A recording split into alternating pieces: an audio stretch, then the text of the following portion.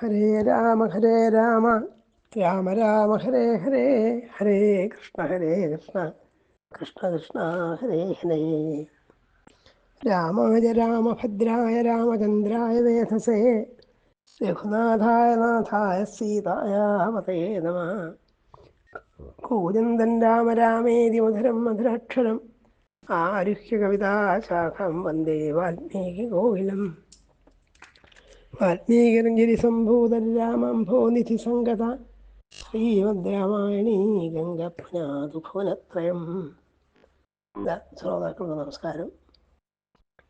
വിവിധ രാമായണങ്ങളെക്കുറിച്ചുള്ള പ്രഭാഷണപരമയുടെ 101 ഘട്ടത്തിലേക്ക് പ്രവേശിക്കുകയാണ്. പഞ്ചവടി എന്ന സ്ഥലത്ത് വെച്ചുണ്ടായ സംഭവങ്ങൾ ആണ് ഇന്ന് നമ്മൾ കാര്യമായി ശ്രദ്ധിക്കുന്നത്. നേരത്തെ പറഞ്ഞു, രാമലക്ഷ്മണന്മാർ സീതയോട് കൂടിയിട്ട് അഗസ്ത്യാശ്രമത്തിൽ ചെന്നു. അഗസ്ത്യാശ്രമത്തിൽ അഗസ്ത്യൻ അവർക്ക് ഗംഭീരമായ വില്ലും ആവനാഴിയൊക്കെ സമ്മാനമായിട്ട് കൊടുത്തു. അതൊക്കെ സ്വീകരിച്ചുകൊണ്ടാണ് അവർ ദണ്ഡകാരണ്യത്തിലെ പഞ്ചവടിയിലേക്ക് പോകുന്നത്. 14-ാം സർഗവും 15-ാം സർഗത്തിലൊക്കെ പഞ്ചവടിയിലേക്കുള്ള യാത്ര. 16-ാം സർഗത്തിൽ അപ്പോൾ ഈ മഞ്ഞുകാലം വന്നു. ആ മഞ്ഞുകാലത്തിൻ്റെ വർണ്ണന ഒക്കെയാണുള്ളത്. വാൽമീകി രാമായണത്തിൽ കഥ വേഗത്തിൽ പറഞ്ഞു പോകുന്ന രീതിയല്ല വാൽമീകി സ്വീകരിച്ചുള്ള. വളരെ വിസ്തരിച്ച് പ്രകൃതി ഭംഗികളൊക്കെ വർണ്ണിച്ചും കാലാവസ്ഥയും കാടുകളെയും ഒക്കെ വർണ്ണിച്ചുകൊണ്ട് ആണ് കഥ സാവകാശത്തിൽ മുന്നോട്ട് നീങ്ങുന്നത്. അവർ സഞ്ചരിച്ചുകൊണ്ടിരിക്കുക ഒരു പ്രധാന സംഭവം ഉണ്ടായത് ഒരു ജടായു എന്ന പക്ഷിയെ കണ്ടുമുട്ടി എന്നുള്ളതാണ്. പറയുന്നുണ്ട്, അധപ്പഞ്ചവടിയും ഗച്ഛന്നന്തരാ രഘുനന്ദന ആസസാദ മഹാകായം ഗൃധ്രം ഭീമബലാക്രമം തം ദൃഷ്ട്വാ തൗ മഹാഭാഗോ വനസ്ഥൻ രാമലക്ഷ്മണവും മേനാദേ രാക്ഷസം പക്ഷ്യം ബ്രുവാണോ കോ ഭവാനിധി എന്നാണ് വാൽമീകി പറഞ്ഞത്. അവർ വലിയൊരു പർവ്വതത്തിൻ്റെ വലിപ്പമുള്ളതായ ഒരു പക്ഷിയാണ് ഈ ജടായു. അതിങ്ങനെ ഇരിക്കുന്ന കണ്ടപ്പോൾ ഏതെങ്കിലും രാക്ഷസന്മാർ വേഷം മാറി വന്നിരിക്കുകയായിരിക്കുമോ. നേരത്തെ മഹർഷിമാർ ആശ്രമമണ്ഡലത്തിൽ വെച്ചിട്ട് രാമനോട് പറഞ്ഞിട്ടല്ലോ, ഇവിടെ ധാരാളം രാക്ഷസന്മാർ അവർ പലതരത്തിലുള്ള ദ്രോഹങ്ങളും ചെയ്യുന്നുണ്ട് എന്നൊക്കെ രാമനോട് പരാതി പറഞ്ഞിട്ടുണ്ട്. അപ്പം അങ്ങനെ അക്കൂട്ടത്തിൽപ്പെട്ട ഏതെങ്കിലും രാക്ഷസൻ വേഷപ്രച്ഛന്നായിരിക്കുകയാണെന്ന് വിചാരിച്ചു അവർ. അതുകൊണ്ടാണ് രാക്ഷസം പക്ഷി, രാക്ഷസനാണ് ഈ പക്ഷി എന്ന് വിചാരിച്ചത്. ചോദിച്ചു, കോ ഭവാനിധി, അങ്ങ് ആരാണെന്ന് പക്ഷിയോട് ചോദിച്ചു. അപ്പോൾ ആ പക്ഷി പറഞ്ഞു, മധുരയാവാജ സൗമ്യയാ പ്രീണേന്നിവ ഉപാജവത്സമാം വിദ്ധി വയസ്യം പിതുരാത്മന. വളരെ രസകരമായിട്ടും സന്തോഷമായിട്ടും പ്രിയമായ വാക്ക് പറഞ്ഞു. ഞാൻ എന്താ പറഞ്ഞു? രാമനോട് പറഞ്ഞു, രാമ, ഞാൻ നിൻ്റെ പിതാവായ ദശരഥന് സുഹൃത്തായിരിക്കുന്ന ആളാണ്. എന്നെ ശത്രുവായിട്ടോ രാക്ഷസനായിട്ടോ കരുതേണ്ടതില്ല എന്നർത്ഥം. സത്വം പിതൃസഖം മത്വാ പൂജയാമാസ രാഘവ. അപ്പോൾ തൻ്റെ അച്ഛന് പ്രിയനായിരിക്കുന്ന ആളാണ്, അച്ഛൻ്റെ സുഹൃത്താണ് ഈ പക്ഷി എന്ന് പറഞ്ഞപ്പോൾ അദ്ദേഹത്തെ വേണ്ട പോലെ ആദരിച്ചു. അച്ഛന് പ്രിയനായിരിക്കുന്നു ആൾ, തനിക്ക് ആദരണീയനാണ്. അതുകൊണ്ട് ചോദിച്ചു, അങ്ങയുടെ കുലമേതാണ്, എന്തൊക്കെയാണ് കുടുംബ പശ്ചാത്തലം, എങ്ങനെയാണ് അച്ഛനായിട്ട് പരിചയം, അത് ചോദിച്ചില്ല. അപ്പോൾ ഈ ജടായു വളരെ വിസ്തരിച്ച മറുപടി പറയുന്നത്. പ്രപഞ്ചത്തിൻ്റെ സൃഷ്ടിപ്രക്രിയയൊക്കെ ചുരുക്കത്തിൽ വർണ്ണിച്ചിട്ട് ദക്ഷപ്രജാപതിയുടെ 60 പുത്രിമാരിലൂടെയാണ് സൃഷ്ടി വികസിതമായതെന്ന് പുരാണങ്ങളിലൊക്കെ ഉണ്ട്. പ്രാതേസ് ദക്ഷനായി ജനിച്ചപ്പോൾ ദക്ഷൻ 60 പെൺമക്കളുണ്ടായിരുന്നു. 60 പെൺമക്കളിൽ 27 പേരെ സാക്ഷാൽ സോമൻ ചന്ദ്രൻ വിവാഹം കഴിച്ചു, 13 പേരെ കശ്യപൻ വിവാഹം കഴിച്ചു എന്നൊക്കെയാണ് അധിക പുരാണങ്ങളിലും കാണുക. പക്ഷെ ഇവിടെ ചെറിയ ചെറിയ കുറച്ച് വ്യത്യാസങ്ങളൊക്കെ പേരിലും എണ്ണത്തിലുമൊക്കെ കാണാം. അതായത് കാര്യങ്ങളൊക്കെ പറഞ്ഞതുപോലെയാണ്. ഈ ദക്ഷപുത്രിമാരിൽ 8 പേരെ വിവാഹം കഴിച്ചു കശ്യപൻ എന്നാണ് ഇവിടെ പറയുന്നത്. സാധാരണ പുരാണങ്ങളിലൊക്കെ 13 ഭാര്യമാരെയാണ് പറയാറ്. ഇവിടെ അതിലൊക്കെ കുറച്ച് വ്യത്യാസം നമ്മൾ കാണുന്നുണ്ട്. അക്കൂട്ടത്തിലില്ല ഷഷ്ടിർ ദുഹിതരോ രാമ യശസ്വിന്യോ മഹായശ. 60 പുത്രിമാരുണ്ടായെന്ന് പറഞ്ഞു. അതിൽ 8 പേരെ കശ്യപ വിവാഹം കഴിച്ചു എന്നാണ് ഇവിടെ പറഞ്ഞില്ല. കശ്യപ പ്രതിജഗ്രാഹ താസാം അഷ്ടൗ സുമധ്യമ. അവരുടെ പേര് പറയാണ്, ദിതിഞ്ചൈവ ധനുമപിത കാളികാം താമ്രാം ക്രോധവശാഞ്ചൈവ മനും പ്രാപ്യ അനലാമഭി. അനല എന്നാണ് അവസാനത്തോളം പേര്, 8 പേര്. ഈ പേരുകളിലൊക്കെ മറ്റു പുരാണങ്ങളും മഹാഭാരതമൊക്കെ ആയിട്ട് വ്യത്യാസമുണ്ട്. നമ്മൾ അത്ര വിശദമായിട്ട് ഇപ്പോൾ പറയേണ്ടതില്ല. ഇവിടെ പറഞ്ഞിട്ടുള്ള ഇങ്ങനെയാണ്. അതിൽ ആ പരമ്പരയിൽ എന്ത് ചെയ്തു, ശേനി എന്ന് പറയുന്ന ഒരു മകളുണ്ടായിരുന്നു. ആ ശേനിയുടെ പുത്രനാണ് ഞാൻ എന്ന് പറയാൻ. ശേനിയാകട്ടെ അരുണൻ്റെ ഭാര്യയാണ്. അരുണൻ വിനതയുടെ മകനാണ്. വിനതയ്ക്ക് ഗരുഡനും അരുണനും എന്ന് 2 മക്കളുണ്ടായി. ഇതൊക്കെ മഹാഭാരതത്തിലെ വിസ്തരിച്ച് പറയുന്ന പ്രഖ്യാതമായ കഥകളാണ്. ആ അരുണൻ്റെ പുത്രനാണ്. അരുണൻ്റെയും ശേനിൻ്റെയും പുത്രന്മാരാണ് ആയിട്ടാണ് ജടായുവും സമ്പാദ്യം ഉണ്ടായത്. സമ്പാദ്യൻ്റെ കഥയൊക്കെ ഇനി സുന്ദരകാന്ഡം പറയുമ്പോൾ വിസ്തരിച്ച് കേൾക്കാൻ നമുക്ക്. അതുകൊണ്ട് ഞങ്ങൾ ആ അരുണൻ്റെ മക്കളാണെന്ന് പറഞ്ഞു. പിന്നെ ബാക്കി പെൺകുട്ടികളിൽ പക്ഷികളായിട്ടും പാമ്പുകളായിട്ടും ശലഭങ്ങളായിട്ടും ഒക്കെ പല ജീവവർഗങ്ങളുണ്ടായി എന്ന് കഥയൊക്കെ പറയുകയാണ്. ഇതൊക്കെ വിസ്തരിച്ച് പറഞ്ഞു. അതിനുശേഷം പറഞ്ഞു, ഞാൻ അങ്ങേക്ക് വേണമെങ്കിൽ എന്ത് ചെയ്യാൻ വേണ്ട സഹായം ചെയ്യാം, സീതയെ സംരക്ഷിച്ചുകൊള്ളാം, വലിയ കരുത്തൊക്കെ ഉള്ള പക്ഷിയാണ് ജടായു. അതൊക്കെ പറഞ്ഞതാണ്. തസ്മാൽ യാതോഹമരുണാൽ സമ്പാദിഷ്ടമഗ്രജ ജടായിരുതി മാം വിദ്ധി ശേനീപുത്രമരിന്ദമ. ശേനിയുടെ പുത്രന്മാരായിട്ട് ഞങ്ങളെ കണക്കാക്കിക്കൊള്ളൂ. സോഹം വാസസഹായസ്തേ ഭവിഷ്യാമി ഇച്ഛസി. അങ്ങ് ആഗ്രഹിക്കുന്നുണ്ടെങ്കിൽ അങ്ങേക്ക് സഹായിയായിട്ട് ഞാൻ ഈ നിങ്ങൾ താമസിക്കുന്ന വർണ്ണാശ്രമത്തിൻ്റെ പരിസരങ്ങളിലൊക്കെ നിൽക്കാം, സഹായിയായി നിൽക്കാമെന്ന് പറഞ്ഞു. അത് കേട്ടപ്പോൾ രാമന് സന്തോഷമായിട്ട് ജടായുഷന്തും പ്രതിപൂജ്യ രാഘവോ മുദാപരിഷ്വജ്യ സന്തനോഭവൽ പിതൃഹിതുശ്രാവ സഖീതത്വമാത്മവാൻ ജടായുഷ സംകഥിതം പുനഃ. തൻ്റെ അച്ഛന് പ്രിയങ്കരനായിരിക്കുന്ന സഖാവാണെന്ന് പറഞ്ഞിട്ട് ആ ജടായു ആലിംഗനം ചെയ്തു. അദ്ദേഹത്തോട് അവിടെ താമസിക്കാൻ പറഞ്ഞു. ജഗാമതം പഞ്ചവടി സലക്ഷ്മണോ. അതിനുശേഷം പഞ്ചവടി എന്ന സ്ഥലത്തേക്ക് അവർ പോയിന്നാണ്. പിന്നെ പഞ്ചവടിയിൽ വെച്ചിട്ട് ഗംഭീരമായൊരു പർണശാല, ഒരു കുടിലുണ്ടാക്കുന്നതും അവിടെയുള്ള മനോഹരമായ വൃക്ഷങ്ങളെക്കുറിച്ചൊക്കെ സാമാന്യം ദീർഘമായൊരു വർണ്ണനയാണ്. അത് വാൽമീകി രാമായണത്തിന് കാടുകളും പ്രകൃതി വർണ്ണനയൊക്കെ വളരെ കേമായിട്ടുള്ളതാണ്. ഏതായാലും അവിടെ പഞ്ചവടിയിലെത്തിയപ്പോൾ ലക്ഷ്മണനോട് പറഞ്ഞു, ഇത് നല്ല പ്രദേശമാണെന്ന് തോന്നുന്നു, അതുകൊണ്ട് നല്ല നിരപ്പായ പ്രദേശത്ത് സീതയ്ക്കും എനിക്കൊക്കെ സൗകര്യപ്രദമായിരിക്കുന്ന ഒരു ആശ്രമം അത് ഉണ്ടാക്കൂ എന്ന് പറഞ്ഞു. അയം ദേശ സമശ്രീമാൻ പുഷ്പിതൈർ പരിഭിർവൃതം ഇഹ ആശ്രമവതൻ രമ്യം യഥാവൽ കർത്തുമനുസി. ഇവിടെ ആശ്രമം ഉണ്ടാക്കുമെന്ന് പറഞ്ഞു. ലക്ഷ്മണൻ ധാരാളം മരങ്ങൾ, കാടാണല്ലോ, മരങ്ങൾക്കൊന്നും വിഷമില്ല, മരങ്ങൾ വെട്ടിക്കൊണ്ടുവന്ന് തൂണുകളൊക്കെ നാട്ടി അതൊക്കെ വിസ്തരിച്ച് പറയാൻ കേമായിട്ട് അതുണ്ടാക്കി തീർത്തു. പർണശാലാം സുവിപുലം തത്ര സംഘാതവൃത്തിയാം. വേണ്ടതുപോലെ മണ്ണൊക്കെ കുഴച്ചിട്ട് അകം അലങ്കരിച്ചു, തറയൊക്കെ അത് നിരപ്പാക്കി തീർത്തു. അങ്ങനെ അവരവിടെ താമസമായില്ല. ഈ കാര്യമൊക്കെ കണ്ടു കഴിഞ്ഞപ്പോൾ രാമനാകട്ടെ സന്തുഷ്ടനായിട്ട് ലക്ഷ്മണനോട് പറഞ്ഞു, പ്രീതോസ്മി തേ മഹൽക്കർമ്മ ത്വയാകൃതമിതം പ്രഭോ പ്രാതേയോ എന്നിമിത്തം തേ പരിഷ്വങ്കോ മയാ കൃത ഭാവജ്ഞേന കൃതജ്ഞേന ധർമ്മജ്ഞേന ച ലക്ഷ്മണ ത്വയാ പുത്രേണ ധർമാത്മാ സംവൃത്ത പിതാമമാം. നിൻ്റെ ഈ പ്രവൃത്തിയൊക്കെ വളരെ നന്നായി, എനിക്ക് നല്ല സന്തോഷമായി. ഭഗവാൻ ചെയ്ത ഈ മഹത്തായ കർമ്മത്തിന് പകരം എനിക്ക് തരാൻ കാലമൊന്നുമില്ല, അതുകൊണ്ട് ആലിംഗനം ചെയ്യാനേ സാധിക്കുള്ളൂ. സ്നേഹപ്രകടനം ഉണ്ടായി. അങ്ങനെയാണ് അവരവിടെ കഴിഞ്ഞു. ഈ ജടായുവായിട്ടുള്ള കാഴ്ചയെ ഒട്ടെല്ലാ രാമായണകാരന്മാരും വ്യത്യാസമില്ലാതെ പറഞ്ഞിട്ടുണ്ട്. പക്ഷെ അധ്യാത്മരാമായണത്തിൽ ഒരു വ്യത്യാസമുള്ളത്, പഞ്ചവടി ചെന്ന സമയത്ത് ലക്ഷ്മണൻ ഏകാന്തത്തിലിരിക്കുന്ന രാമനോട് തത്വോപദേശം എനിക്ക് ചെയ്യണമെന്ന് അഭ്യർത്ഥിക്കുന്നു. അങ്ങനെ മായാതത്വങ്ങളെപ്പറ്റിയും അവിദ്യയുടെയും സ്വരൂപങ്ങളെപ്പറ്റിയും എങ്ങനെയാണ് മോക്ഷോപായമായിട്ടുള്ള സംഗതികൾ സ്വീകരിക്കേണ്ടതെന്നതിനെ കുറിച്ചൊക്കെയുള്ള വിശദമായ ഒരു ഉപദേശം കാണാം അവിടെ, ലക്ഷ്മണോപദേശം. അത് വാൽമീകി രാമായണത്തിൽ ഇല്ലാത്തതാണ്, അധ്യാത്മരാമായണകാരൻ ചേർത്തിട്ടുള്ളതാണ്. പിന്നെ വേറൊരു വ്യത്യാസം, ഈ ജ്ഞാനോപദേശം കഴിഞ്ഞതിന് ശേഷമാണ് ഈ ശൂർപ്പണഖാഖ്യാനമൊക്കെ വരുന്നത്.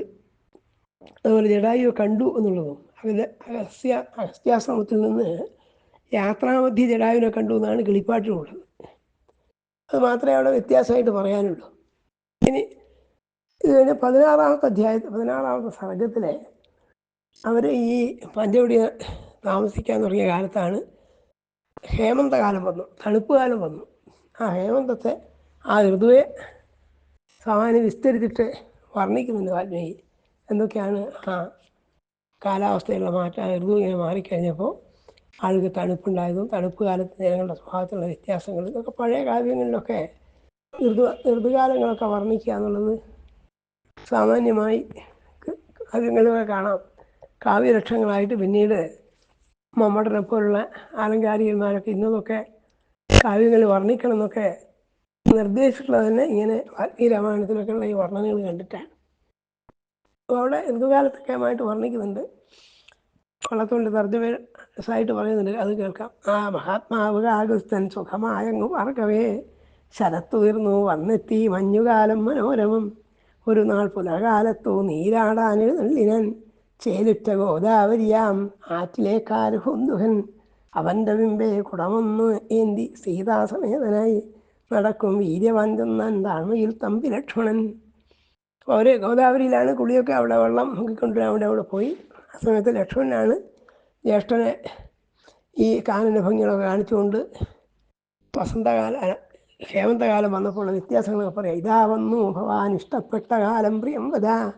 ഞങ്ങൾ പറയുകയാണ്, ഇത് അങ്ങേക്ക് ഇഷ്ടപ്പെട്ടതായ ഹേമന്തകാലം വന്നു കഴിഞ്ഞു.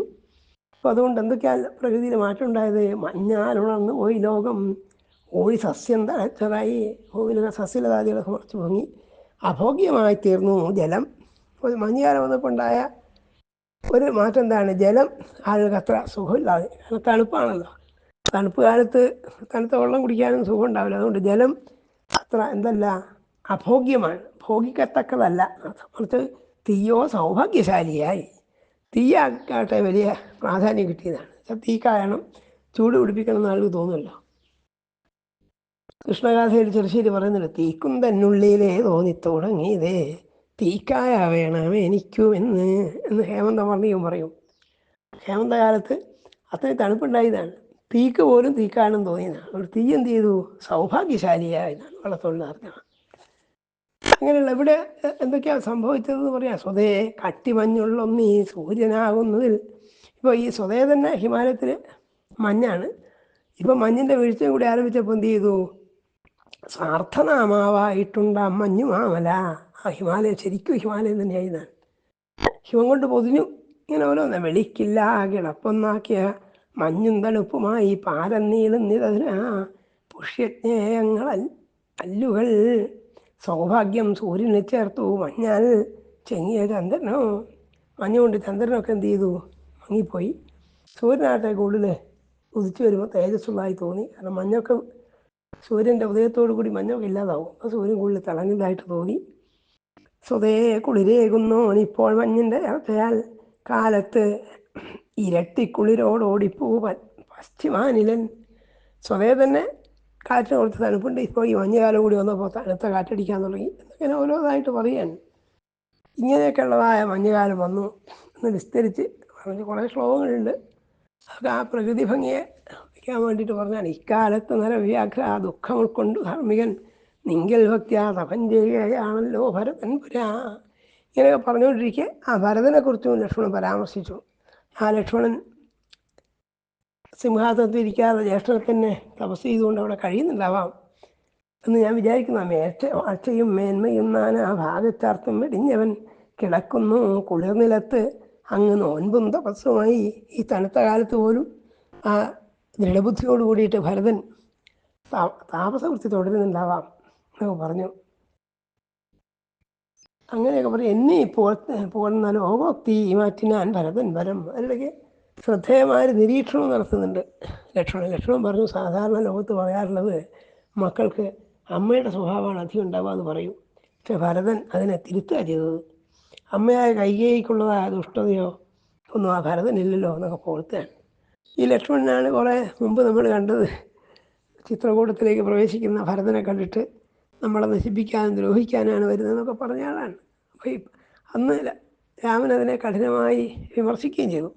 ഇപ്പോൾ ആ ലക്ഷ്മണൻ ഭരതനെ പറ്റി സ്തുതിച്ച് പറയാണ്, എന്നീ പുകഴ്ന്ന ആലോക്തി മാറ്റിനാൻ ഭരതൻ നൃവാ ഭർത്താവാര്യൻ ദശരഥനൻ ഇവൾക്ക് ഭരതൻ മകൻ. ആ ലക്ഷ്മണൻ ഈ ഭരതൻ യഥാർത്ഥത്തിൽ ആരാണ്? കൈകേയിയുടെ മകനല്ല, ദശരഥൻ്റെ മകനാന്ന് പറയാൻ. അമ്മയുടെ സ്വഭാവമല്ല ഭരതനുള്ളത് എന്ന് പറയാൻ. ആ മാതൃന്ദ സഹിയാഞ്ഞ്. അപ്പോൾ യഥാർത്ഥത്തിൽ ലക്ഷ്മണൻ ചെയ്യുന്നത് ഭരതനെ പ്രശംസിക്കുകയാണെങ്കിലും പരോക്ഷമായിട്ട് കൈകേയിയെ വിമർശിക്കുകയാണ്. കൈകേയിക്ക് ദുഷ്ട സ്വഭാവമുണ്ട്. കൈകേയിയുടെ സ്വഭാവം ഹൃദ്യമല്ലാത്തതാണ് സൂചിപ്പിക്കാനുള്ളത്. അത് കേട്ടപ്പോൾ അത് രാമൻ അത്ര സഹിച്ചില്ല എന്ന്. ആ മാതൃനിന്ദ സഹിയാഞ്ഞ് അരുളി ചെയ്തു രാഘവൻ. വിപരീതമായിട്ട് ചിലതൊക്കെ പ്രവർത്തിച്ചുവെങ്കിലും അമ്മമാരെ നിന്ദിക്കുന്നത് ശരിയല്ല. അതുകൊണ്ട് രാമൻ പറഞ്ഞു, പിന്നെ ഈ കയ്യേയി അമ്മയെക്കുറിച്ച് ഇങ്ങനെ പറയരുത്. മധ്യമ അമ്പയെ നീ പഴിക്കല്ലൊരു മട്ടിലും. നീ ആ അമ്മയെ ഒരിക്കലും പഴിക്കാൻ പാടില്ല. ഇതൊക്കെ കാലത്തനുസരിച്ച് വരുന്നതാണ്. യഥാർത്ഥത്തിൽ എനിക്കാകട്ടെ ഈ കാട്ടിൽ താമസിക്കുന്ന വിഷമവുമില്ല. ഭരതൻ്റെ സ്വഭാവ ഗുണങ്ങളൊക്കെ ഞാൻ നന്നായി മനസ്സിലാക്കുന്നുണ്ട്. ഭരതൻ്റെ ചരിത്രമേ എന്നാ പറഞ്ഞത്. കാട്ടിൽ പാർപ്പാൻ ഉളച്ചുള്ളൻ ചിത്തം സുസ്ഥിരമെങ്കിലും ഭരതസ്നേഹതാപത്താൽ ആടിപ്പോകുന്നു വീണ്ടുമേ എന്നാണ്. എനിക്ക് കാട്ടിൽ താമസിക്കാൻ വിഷമമില്ല, അതിന് യാതൊരു ചാഞ്ചല്യമില്ല. എന്നാലും ആ ഭരതൻ കഷ്ടപ്പെടുക എന്ന് വിചാരിക്കും, ഇടയ്ക്ക് മനസ്സ് ചഞ്ചലിച്ചു പോകുന്നു എന്നൊക്കെയാണ് പറഞ്ഞത്. ഇങ്ങനെയൊക്കെ പറഞ്ഞുകൊണ്ടാണ് അവർ കഴിഞ്ഞത്. ആ സമയത്താണ് പ്രസിദ്ധമായ ശൂർപ്പണഖാഗമനം. 17-18 സർഗങ്ങളിലായിട്ടാണ് ശൂർപ്പണഖയുടെ ആഗമനം. വളരെ ശ്രദ്ധേയമാണ്. ഇനി വരാനിരിക്കുന്ന പ്രധാന സംഭവങ്ങൾ, രാവണവധം വരെയുള്ള എല്ലാ സംഭവങ്ങൾക്കും പ്രഥമ ഹേതുവായി തീരുന്നത് ഈ ശൂർപ്പണഖയുടെ പ്രവേശമാണ്. ശൂർപ്പണഖയോട് രാമലക്ഷ്മണന്മാർ സംസാരിച്ചതും അവരുടെ പെരുമാറ്റവും ശൂർപ്പണഖയ്ക്ക് അംഗഛേദമൊക്കെ വന്ന് പെടുന്നതൊക്കെ ഈ സംഭവത്തിലാണ്. അത് വളരെ വിസ്തരിച്ച് കേൾക്കേണ്ടതാണ്. പല രാമായണകാരന്മാരും യഥാർത്ഥത്തിൽ ഈ ശൂർപ്പണഖ രാഷ്ട്രത്തിന് ഇഷ്ടം പോലെ വേഷം മാറാൻ കഴിയും. അതുകൊണ്ട് ലളിതയായ രൂപത്തിൽ ആളുകളെ വശീകരിക്കുന്ന സൗന്ദര്യത്തോടു കൂടിയിട്ട് പ്രത്യക്ഷമായി എന്നാണ് വർണ്ണിച്ചിട്ടുള്ളത്. പക്ഷെ വാൽമീകി യഥാർത്ഥത്തിൽ അങ്ങനെ പറഞ്ഞിട്ടില്ല. രാഷ്ട്രീയമായ രൂപത്തിൽ തന്നെ വന്നു എന്നാണ്. അത് ആ വേഷം മാറി വന്നു എന്ന് പറഞ്ഞിട്ടേ ഇല്ല. അത് ശ്രദ്ധിക്കേണ്ടതാണ്. നമുക്ക് കേൾക്കാം എന്താണ് അവിടെ പറയുന്നത് നോക്കാം. 17-ാമത്തെ സർഗത്തിലാണ് ശൂർപ്പണഖാഗമനം എന്ന് പറഞ്ഞു. അങ്ങനെ അവർ ഈ പഞ്ചവടി സുഖമായിരിക്കുന്ന സമയത്ത് ശൂർപ്പണഖ വന്നു. വളരെയൊന്നും യഥാർത്ഥത്തിൽ വാൽമീകി അവിടെ വിസ്തരിക്കുന്നില്ല. ലക്ഷ്മണേന സഹഭ്രാത്രാചകാര വിവിധ കഥ. അനുജനായ ലക്ഷ്മണനോടുകൂടി പല പഴയ കഥകളൊക്കെ പറഞ്ഞിങ്ങനെ കഴിയുന്ന സമയത്ത് ഈ ശൂർപ്പണഖ അവിടെ എത്തിപ്പെട്ടു എന്നാണ്. തത് ആസീനസ്യ രാമസ്യ കഥാ സംസക്തചേതസ തം ദേശം രാക്ഷസീ കാചിത് ആജഗാമായ എതിർച്ചയായിട്ട് യാദൃച്ഛ്യമായിട്ട് എന്ന പോലെ ഒരു രാക്ഷസ എവിടേക്ക് വന്നു എന്ന് ആദ്യം പറയാണ്. അവൾ ആരാണ്? സാധു ശൂർപ്പണഖ നാമ ദശഗ്രീവസ്യ രക്ഷസ. ദശഗ്രീവൻ എന്ന് പ്രസിദ്ധനായിരിക്കുന്ന രാക്ഷസൻ്റെ പെങ്ങളാണ് അവളാണ് വന്നത്. ദദർശത്തിന് ശോഭമം. അങ്ങനെയുള്ള അവള് ദേവന്മാരെ പോലെ സുന്ദരനായിരിക്കുന്ന രാമനെ കണ്ടു. രാമനെ കണ്ടപ്പോൾ തന്നെ അവളുടെ മനസ്സ് കാമാർത്ഥമായി തീർന്നു. രാക്ഷസീയമായ സ്വഭാവമാണല്ലോ, അവർക്ക് അങ്ങനെ വലിയ ആലോചനകളോ ഒന്നുമില്ല. എന്നിട്ട് അവിടെ പറയുന്നത് ഈ രാമനും ഈ ശൂർപ്പണഖയും കവി രസകരമായി താരതമ്യം ചെയ്യുന്നുണ്ട്. രണ്ടാളും തമ്മിലൊരു യോജിപ്പില്ല എന്നർത്ഥം. ഒരാൾ അതിസുന്ദരനാണ്, ഇവളാകട്ടെ വിരൂപിയാണ്. വലിയ വയറും വലിയ കണ്ണുകളും അതിഭീകരമായിരിക്കുന്ന സ്വരൂപത്തോടു കൂടിയവളാണ്. അങ്ങനെയുള്ള അവളാണ് എന്ത് ചെയ്തത്? ഈ രാമനെ കണ്ടിട്ട് കാമാർത്ഥിയായി തീർന്നതാണ്. രസമായിട്ട് പറയുന്നുണ്ട് അവിടെ. ബഭൂവേന്ദ്രോപമം ദൃഷ്ട രാക്ഷസീ കാമമോഹിത. ഇന്ദ്രതുല്യനായിരിക്കുന്ന രാമനെ കണ്ടിട്ട് ആ രാക്ഷസി കാമോഹങ്ങളായി. സുമുഖം ദുർമുഖീ രാമം. രാമൻ സുമുഖനാണ്, ഇവളാകട്ടെ ദുർമുഖിയാണ്. എന്ന് അവർ തമ്മിലുള്ള വ്യത്യാസം പറയാൻ. വൃത്തമധ്യം മഹോദരീ. ഇവൾ വലിയ വയറോടുകൂടിയവളാണ്. അതേസമയം വേണ്ടതുപോലെ ഉള്ള സ്വരൂപത്തോടു കൂടി ഒത്ത വയറോടുകൂടിയവനാണ് രാമൻ. ഇങ്ങനെ പലതും പറയാൻ. പിന്നെന്താ ഇത്? വിശാലാക്ഷം വിരൂപാക്ഷി. രാമൻ നീണ്ടിട്ട കണ്ണുകളോടുകൂടി, മനോഹരമായ കണ്ണുകളോടുകൂടിയവനാണ്. ഇവളാകട്ടെ വിരൂപാക്ഷി, വിരൂപമായ കണ്ണോടുകൂടിയവളാണ്. സുഖേശം താമ്രമൂർധജ. രാമൻ നല്ല കേശഭാരത്തോടു കൂടിയവളാണ്. ഇവളാകട്ടെ ചെമ്പിച്ച കേശമുള്ളവളാണ്. ഇവൾ യഥാർത്ഥത്തിൽ ഭയങ്കരമായ രൂപമുള്ളൊരു വൃദ്ധയാണ്. കാരണം രാവണനൊക്കെ ജനിച്ചിട്ട് കാലം കുറേ കഴിഞ്ഞ് രാമനുണ്ടാവുന്നത് ത്രേതായുഗത്തിൻ്റെ മധ്യം കഴിഞ്ഞിട്ടാണ്. രാവണനടുത്ത് അതിന് എത്രയോ മുമ്പ് ജനിച്ചുള്ള ആളാണ്. ആ രാവണൻ്റെ സഹോദരിയാണല്ലോ ഇവളതുകൊണ്ട് വൃദ്ധയാണ്. വിശാലാക്ഷം വിരൂപാക്ഷി സുകേശം താമ്രമൂർധജം പ്രിയരൂപം വിരൂപാസ സുസ്വരം ഭൈരവസ്വന. ശബ്ദം നോക്കിയാൽ രാമൻ്റെ ശബ്ദം എന്താണ്? സുസ്വരമാണ്, നല്ല ശബ്ദമാണ്. ഇവളാകട്ടെ ഞെട്ടിപ്പിക്കുന്ന ക്രൂരമായ ശബ്ദമാണ്. തരുണം ദാരുണം വൃദ്ധ. രാമൻ തരുണനാണ്, യുവാവാണ്, സുന്ദരനാണ്. ഇവളാകട്ടെ വൃദ്ധയാണ്. ദക്ഷിണം വാമഭാഷിണി ന്യായവൃത്തം സുദുർവൃത്ത. അവന് വളരെ താല്പര്യമൊക്കെ ഉണ്ട്, നല്ല ചരിത്രത്തോടു കൂടിയവനാണ്. ഇവളാകട്ടെ എന്താണ്, ദുർവൃത്തയാണ്. അങ്ങനെയുള്ളവളായ അവൾ അടുത്ത് വന്നിട്ട് പറയാൻ തുടങ്ങിയത് എന്താ, ഇത് ശരീരജ സമാവിഷ്ട രാക്ഷസീരാമബ്രവിൽ. ഈ കാമൻ്റെ കുത്ത് കാരണം കാമ ഉള്ളിലുള്ളവളായ അവള് ഈ രാമലക്ഷ്മണന്മാരോട് ചോദിക്കുകയാണ്, ജഡീ താമസവേഷേണ സഭാര്യ ശരചാപതൃക്ക്. അവരോട് ചോദിച്ചു, നിങ്ങൾ ഭാര്യയോട് കൂടി, സീതയെ കണ്ടുമല്ലോ അവൾ, അതുകൊണ്ട് പറയാണ്, നീ ഭാര്യയോട് കൂടിയിട്ട് സഞ്ചരിക്കുന്നു, ജഡാമകുടങ്ങളൊക്കെ ധരിച്ചിട്ടുണ്ട്. കിം ആഗമന അകൃത്യന്തേ, നിങ്ങൾ എങ്ങനെയാണ് ഇവിടെ വന്നുപെട്ടത്, ഈ ഘോരരാക്ഷസന്മാരുള്ള കാട്ടിലെങ്ങനെ വന്നുപെട്ടു, തത്വാഖ്യാതുമർഹസി, അതൊക്കെ നന്നോട് പറയൂ. ഏവോക്തസ്തു രാക്ഷസ്യ ശൂർപ്പണഖ്യാ പരന്തവ. ശൂർപ്പണഖ ഇങ്ങനെ ചോദിച്ചപ്പോൾ ഋതിബുദ്ധിയായ നേരെ പോകുന്ന ബുദ്ധിയോട് കൂടിയവനായ രാമൻ അവളോട് പറഞ്ഞു, ഞങ്ങൾ ആസീദശരഥോ നാമ രാജാ ത്രിദശ വിക്രമ. ഞങ്ങൾ ദശരഥ രാജാവിൻ്റെ മക്കളാണ്, ദശരഥ രാജാവ് കേമനായിരുന്നൊക്കെ പറയാൻ, അവരുടെ മക്കളാണ്. ഞങ്ങൾ സത്യം പാലിക്കാനായിട്ട് കാട്ടിലേക്ക് വന്നിരിക്കുകയാണ്. വളരെ വിശദമായിട്ടൊന്നും പറഞ്ഞില്ല. ഞാനാണ് ജ്യേഷ്ഠൻ, എൻ്റെ ഭാര്യയായ സീതയാണിത്. തസ്യാഹം അഗ്രജപുത്രോ രാമോ നാമജൻ ഈ ശ്രുത. ഈ രാമനാണ് പേര്. ഭ്രാതായൻ ലക്ഷ്മണോ നാമ യവീയാൻ മാമനുവ്രത. ഇവൻ എൻ്റെ അനുജനായ ലക്ഷ്മണനാണ്, ഇവനെപ്പോഴും എന്നെ അനുസരിക്കുന്നവൻ, എൻ്റെ കൂടെ നടക്കുന്നവനാണ്. ഇതെൻ്റെ ഭാര്യയാണെന്നൊക്കെ പറഞ്ഞു. നിയോഗാർത്തു നരേന്ദ്രസ്യ, ഞങ്ങൾ രാജാവിൻ്റെ നിർദ്ദേശപ്രകാരം, അച്ഛനായ ദശരഥൻ്റെ നിർദ്ദേശപ്രകാരം ഇവിടെ വന്നിരിക്കുകയാണ്. നീ ആരാണ് കേട്ടാ കൊള്ളാമെന്ന് പറഞ്ഞു. ത്വാം തു വേദിതമിച്ഛാമി കസ്യത്വം കാസി അസ്യവാ. നീ ആരാണ്, ആരുടേതാണെന്ന് ചോദിക്കുക. ആരെ ഭാര്യയാണോ എന്നാണ് ചോദിക്കുന്ന അർത്ഥം. അത് പുരാണങ്ങളിലും കാവ്യങ്ങളിലൊക്കെ എപ്പോഴും കാണാം. സ്ത്രീകളോട് പുരുഷന്മാർ ചോദിക്കും പലപ്പോഴും, നീ ആരാണ്, ആരുടേതാണിടോ എന്ന്. കുഞ്ഞുകുട്ടൻ്റെ തർജ്ജമയിലൊക്കെ എപ്പോഴും കാണാം. അധികം അങ്ങനെ ചോദിക്കും. അങ്ങനെ ചോദിക്കുക, അസ്യാസി, നീ ആരുടേതാണ് ചോദിച്ചു. അതിനെന്ത് പറഞ്ഞു, ത്വം ഹിതാവൻ മനോജ്ഞാംഗീ രാക്ഷസീ പ്രതിഭാസിമേ. നീ സുന്ദരിയാണെന്ന് ഞാൻ വിചാരിക്കുന്നു എന്നാണ്. ഈ വാക്കിൽ ചില വ്യത്യാസമുണ്ട്. ചില പാഠങ്ങളിൽ നഹി എന്നാണ്, അതായത് നീ രാക്ഷസിയാണെന്ന് എനിക്ക് തോന്നുന്നില്ല എന്നാണ് ചിലരെ അർത്ഥമെടുത്തത്. എന്ന് പറഞ്ഞാൽ മനോഹരിയാണെന്ന് തോന്നുന്നുണ്ട് എന്നർത്ഥം. അതേസമയം ഭവതി ആരാന്ന് അറിയാൻ ആഗ്രഹിക്കുന്നു, മനോജ്ഞാംഗി എന്ന് സംബോധന ചെയ്തതായിട്ടാണ് ചില വ്യാഖ്യാതാക്കന്മാർ പറയുന്നത്. ചെറിയ പാഠവ്യത്യാസങ്ങളില്ല അവിടെ. ത്വം ഹിതാവൻ മനോജ്ഞാംഗി രാക്ഷസീ പ്രതിഭാസിമേ, നീ രാക്ഷസിയാണെന്ന് എനിക്ക് തോന്നുന്നില്ല എന്നാണ് ചിലരിക്കൽ പാഠം.